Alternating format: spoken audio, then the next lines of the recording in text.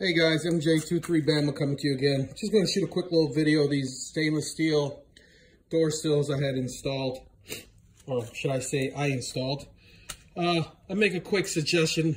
Everything's being put on with double-sided tape, but to make sure everything lines up pretty good, I took the first door sill off and I was able to line it up here and all the way there perfectly.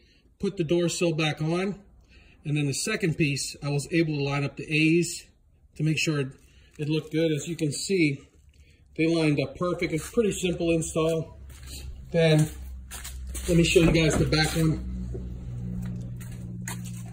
On the back, as you can see, I took off this door sill again. There's 3 green little things, pins. 1, 2, and then there's a third one right here. If you guys are going to do what I did, a quick suggestion is when you're putting back in this door sill, is push it this way and ensure you pop this little green clip in first. I broke 2 of mine off and I finally figured I had to push it back all this way because when you're trying to pop this one in, it tends to break. So push it in and pop it down very slowly. Once it pops in, you can pop the other 2 in. It's being held on pretty tight. It's not even moving.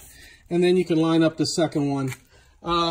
One thing to note about these door sills, I don't know if it's because it's made in China.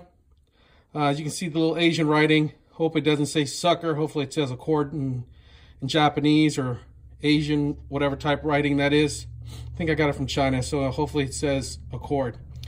One thing I will note, my wife said, you know, there is some off-gassing. So maybe it's the packaging, I don't know. She said it had a weird smell.